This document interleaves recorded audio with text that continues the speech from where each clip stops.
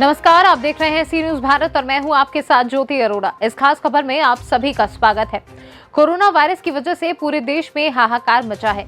अगर मुख्य तौर पर देखें तो देश में कोरोना की दूसरी लहर में खास तौर पर ऑक्सीजन, वेंटिलेटर, अस्पतालों में स्टाफ की कमी, वैक्सीन की कमी और टेस्टिंग में भी कमी देखी गई, जिसके चलते लगभग लाखों लोग कोरोना लहर में काल के गाल में चले गए। इसी के तहत उत्तर प्रदेश के महाराजगंज में भी स्वास्थ्य बदहाली खास देखने को मिली। महाराजगंज जनपद में कोविड-19 अस्पताल में वेंटिलेटर की कमी, ऑक्सीजन की कमी और डॉक्टरों की कमी देखी गई। बीते दिन फरेंदा विधानसभा के भाजपा विधायक बजरंग बहादुर सिंह कोरोना काल में दूसरी लहर में भाजपा सरकार की बेहतरीन कार्य का लेखा जोखा प्रस्तुत किया, जिसमें भाजपा विधायक ने कहा कि हमारी सरकार ने महाराजगंज जिले में कोविड-19 हमले को रोकने के लिए अथक प्रयास किए। अगर देखें तो महाराजगंज में संक्रमण के मामले काफी कम हैं और महाराजगंज सांसद पंकज चौधरी के सहयोग और हमारे अथक प्रयासों से फरेंदा विधानसभा सहित पूरे जनपद में चाहे शहर हो या ग्रामीण क्षेत्र, हमने काफी हद तक कोरोना के मामलों को रोकने का प्रयास किया है। इसी में समाजवादी पार्टी के नेताओं द्वारा भाजपा सरकार को घेरा गया। समाजवादी पार्टी के नेताओं ने भाजपा सरकार को घेरते हुए कहा कि कोरोना की दूसरी लहर में जनपद में कितने मरीज स्वास्थ्य सुविधाओं के अभाव में दम तोड़ दिए। जनपद में ऑक्सीजन की कमी से कितनों ने अपनों को खो दिया। नौतनवा विधानसभा, फरेंदा विधानसभा में एक भी कोविड अस्पताल न होने की वजह से कई मरीजों ने अपनी जान गंवाई। आज तक महाराजगंज में कोरोना संक्रमण को रोकने के लिए सरकार के द्वारा कोई भी विशेष तरह का कार्यक्रम नहीं चलाया गया। वैक्सीनेशन की भी समस्या जनपद में देखी गई। इस लिहाज से कोरोना की दूसरी लहर में भाजपा की सरकार में देश को आर्थिक रूप से काफी नुकसान झेलना पड़ा। बेरोजगारी अपनी चरम सीमा पर। अगर भाजपा की सरकार ने कोई बेहतर कदम उठाया होता तो आज देश में ऐसी स्थिति कतई न बनती।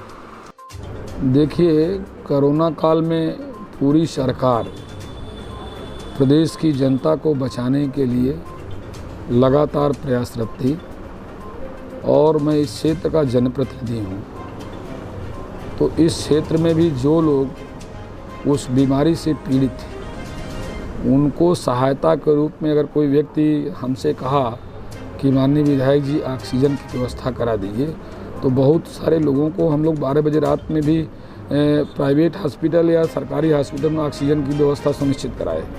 और कोई पीड़ित व्यक्ति अगर आया कि विधायक जी हमें कोरोना हुआ, हमें महाराजगंज में भर्ती करा दिए, तो 12 बजे रात को भी CMS को फ़ोन करके उस आदमी को भर्ती कराने का काम किया गया। और जहाँ जहाँ जांच की आवश्यकता थी वहाँ DM से वार्ता करके जांच कराने का प्रयास किया गया और जहाँ जहाँ लोगों को किट की आवश्यकता थी उस किट को भी दिलवाने का प्रयास किया गया।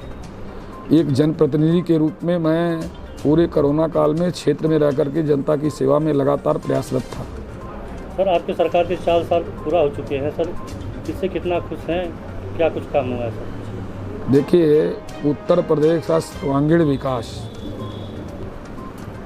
माननीय मुख्यमंत्री जी के नेतृत्व इन 4 वर्षों में शानदार तरीके से हुआ है और उसी परिप्रेक्ष्य में हमारे विधानसभा में तो विकास के बहुत सारे काम हुए। आप देख भी रहे होंगे कि हमारे क्षेत्र की सड़कों की हालत बहुत ख़राब थी, लेकिन सड़कों के परिक्षेत्र में जितना तेज़ी से फरेंदा विधानसभा विकसित हुआ है, कोई विधानसभा विकसित नहीं हुई होगी। तो ये सब हो पाया है तो सिर्फ हमारे प्रयासों के नाते। हमने शानदार प्रयास करके लगभग 100 किलोमीटर से अधिक अपने विधानसभा में 2 लेन सड़क बनाने का काम किया और एक स्टेट हाईवे घोषित कराने का काम किया। कई ODR और MDR रोड भी हमने घोषित कराया है और यहाँ पर स्टेडियम विकास के लिए नौजवानों के लिए स्टेडियम दिया गया जो बन करके तैयार है। फरेंदा में नवसृजित नगर पंचायत बिजबनगंज को बनवाया गया। इस क्षेत्र के नौजवानों को तकनीकी शिक्षा का लाभ मिल सके उसके लिए एक गवर्नमेंट ITI कॉलेज 10 करोड़ रुपए का स्वीकृत कराया गया, जो आज बड़ी तेज़ी के साथ बन रहा है। और बहुत सारे गाँव को संपर्क मार्ग से सीधा जोड़ने का काम हम लोगों ने किया और अभी 31 मार्च में लगभग 100 करोड़ की सड़क हमारे विधानसभा में स्वीकृत होकर के आई है, जिसका काम अभी शुरू होने वाला है। मैं राजेश जायसवाल, अध्यक्ष नगर पंचायत आनंद नगर, महाराजगंज। सर, इस कोरोना काल में आपने नगर पंचायत के लिए क्या क्या काम किए हैं, किस तरह का काम किए हैं और किस प्रकार से लोगों की मदद की? देखिए, चाहे पिछला लॉकडाउन हुआ और चाहे एक लॉकडाउन हुआ, पूरा ज़िला जानता है और ज़िले की आलाधिकारी से लेकर आम जनता, यहाँ तक कि प्रदेश में भी यही चर्चा है कि नगर पंचायत आनंदनगर के अध्यक्ष ने बड़ी निष्ठा से, ईमानदारी से, मेहनत से कोरोना काल में देवदूत बन के जनता के बीच में काम किया है। और इसमें जितने असहाय, निसहाय, गरीब, आमजन, जिसके लिए जो हमारी क्षमता थी, हमारी बोर्ड की क्षमता थी, चूँकि हमारे प्रदेश के यशस्वी मुख्यमंत्री परम श्रद्धेय योगी आदित्यनाथ जी महाराज जी का मैं कार्यकर्ता होने नाते उनका भी दिशा निर्देश था कि आप लोग इस कोरोना काल में देवदूत बन के आप लोग आम जनता के बीच खड़े रहिए। उन्हीं के आदेश और निर्देश पे हम लोग पूरी तरीके से तन्मयता से जनता के बीच में खड़े थे। यही नहीं, पूरे इस कोरोना काल में चाहे कोरोना से किसी मृत्यु हुई, चाहे किसी व्यक्ति को कोरोना हुआ, मैं उसके दरवाजे पहुंच के जिस परिवार में कोरोना से मृत्यु के कारण उनके परिवार वाले भी उनके पास जाने से गुरेज रखते थे, मैं उस परिवार के पास भी सुख दुख का साथी बन के मैं गया, उनको ढांढस दिया। और यही नहीं, मैंने अपने बोर्ड के माध्यम से जिस परिवार में मृत्यु हो गई थी, गाड़ी, लकड़ी, जो गरीब थे उनके लिए 1500 रुपये नगद कफन इत्यादि के लिए सहयोग देने का काम किया। और पूरे नगर को प्रतिदिन सैनिटाइज, फॉगिंग, कीटनाशक दवाओं और तमाम सुविधाएं जो नगरीय विकास की होती है उसको देने का हमने कार्य किया। और साथ ही साथ हमारे इस पूरे मुहिम में हमारे नगर पंचायत के सभी कर्मचारी पूर्ण रूप से सहयोग किए। मैं सलाम करना चाहता हूं अपने सफाई कर्मचारियों का, जिन्होंने पूरे मनोवेग से, पूरे ऊर्जा से, जिन्होंने न दिन देखा, जिन्होंने न रात देखा, जिन्होंने सुबह देखा, जिन्होंने शाम देखा, 24 घंटा पूरे तन्मयता से नगर की सेवा में लगे रहे। ये है कोविड-19 में मरने वालों को सरकार उस आंकड़े को छिपा रही है। जो जिस व्यक्ति की मृत्यु हो रही है उसको प्रमाण पत्र पे कोविड-19 नहीं लिख के दिया जा रहा है। और सरकार कोरोना के मामले में फेल हो गई। सरकार बंगाल में लाखों लोगों की रैली करा रही है। हमारे प्रधानमंत्री जी कह रहे हैं कि सामाजिक दूरी बना के रहिए, लाखों लोगों की रैली करा रहे हैं। पंचायत की चुनाव कराए, सरकार अपने लाभ के लिए पंचायत का चुनाव कराई, पंचायत चुनाव में करारा जवाब जनता ने दिया। और कोरोना के मामले में सरकार एकदम फेल है। वैक्सीन नहीं लग पाई आज तक लोगों को। जो वैक्सीन 28 दिन पे लगनी थी, 42 दिन पे लगनी थी, उस वैक्सीन को 84 दिन कर दिए। सरकार के पास वैक्सीन नहीं है। सरकार अपने देश की वैक्सीन दूसरे देश को दे रही है। अपने देश के लोग कोरोना से मर रहे हैं, सरकार को थोड़ा सा भी उसका ख्याल नहीं है। आदरणीय मुख्यमंत्री जी लंबी बयान दे रहे हैं कोविड पे, लेकिन मुख्यमंत्री जी कोई व्यवस्था नहीं करा पाए। न वैक्सीन की व्यवस्था हुई, न दवा की व्यवस्था हुई, न कोरोना के टीके की व्यवस्था हुई। अस्पताल वाले इंजेक्शन के नाम पे 25-25 हज़ार, 30-30 हज़ार रुपये में लोगों ने ख़रीदा। ऑक्सीजन 20-20 हज़ार, 25-25 हज़ार लोगों ने ख़रीदा। हमारे भाई खुद कोविड-19 के शिकार हुए थे और एक गैस ऑक्सीजन आदरणीय प्रभारी मंत्री उपेंद्र तिवारी जी के कहने पे सीएमओ ने एक गैस सिलेंडर तक नहीं दिया, ऑक्सीजन की व्यवस्था तक नहीं कराया। इनके मंत्री का ये हाल है।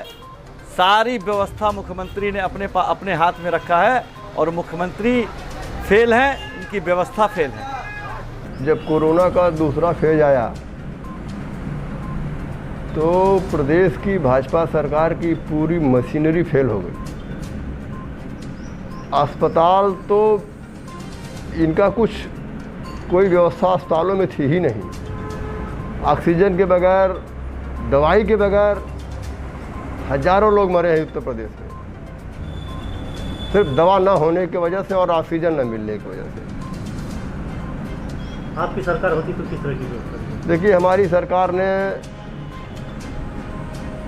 हर तरफ विकास किया था पिछले 5 सालों में। आप हमारे जनपद में ही चले जाइए, महाराजगंज का नया बिल्डिंग जो अस्पताल की बनी है वो समाजवादी पार्टी अखिलेश यादव की देन है। आज उसी के सहारे बीजेपी की लोग उसी को कोविड वार्ड बदल करके वाहवाही लूट रहे हैं, जिसका निर्माण अखिलेश यादव की सरकार ने किया था। हमारी सरकार ने स्वास्थ्य के इशू पर, आप देखिए लोहिया को, राम मनोहर लोहिया अस्पताल को बहुत पैसा दिया, बहुत तमाम संसाधन दिए। लखनऊ मेडिकल कॉलेज का पूरा जीर्णोद्धार करा। आप वेदांता अस्पताल लखनऊ का देख लीजिए, जिसमें हज़ारों लोग दवा करा रहे हैं, जान बच रही है। तो अखिलेश यादव ने फ्री में ज़मीन देकर वेदांता की स्थापना करा। गोरखपुर एम्स देख लीजिए, हमारी सरकार ने पूरी ज़मीन दिया फ्री में एम्स की स्थापना के लिए। और आज उसी के सहारे, आज समाजवादी पार्टी के द्वारा बनाए गए अस्पतालों के सहारे बीजेपी अपना पीठ थपथपा रही है। इन्होंने कुछ नहीं किया। कहाँ अस्पताल बनाया है बता दीजिए, एक अस्पताल बना हो पूरे हमारे पूर्वांचल में, योगी जी के राज में? जो भी हुआ है समाजवादी पार्टी की सरकार में हुआ। प्रदेश में जितनी भी मौतें हुई हैं, लगभग 70-80% मौतें ऑक्सीजन के अभाव में हुई हैं। मैं खुद पीड़ित हूँ। मेरे परिवार में मेरे सगे फूफा जी गोरखपुर मेडिकल कॉलेज में ऑक्सीजन के बिना तड़पते रहे, और गोरखपुर के जितने भी अस्पताल थे उस हर अस्पताल में हम लोग गए, लेकिन कहीं भी हमें ऑक्सीजन नहीं मिला। मैं दूसरों की क्या बात करूँ, मैं अपने परिवार की बात बता रहा हूँ। मेरे परिवार में 3-3 मौतें हुई कोरोना से। मैं खुद एक पीड़ित परिवार हूँ। और योगी सरकार देखिए, आज हिंदुस्तान पेपर में निकला है, बिना सैंपल के RT-PCR किट पैक का वीडियो वायरल हुआ है, हिंदुस्तान में निकला है। आप देखिए, स्वास्थ्य व्यवस्था पूरी तरीके से चरमरा चुकी है। और आज प्रदेश में जो हालात है, हर आदमी अस्पताल जाने से डर रहा है, क्योंकि अस्पताल पे लोगों को भरोसा उठ चुका है।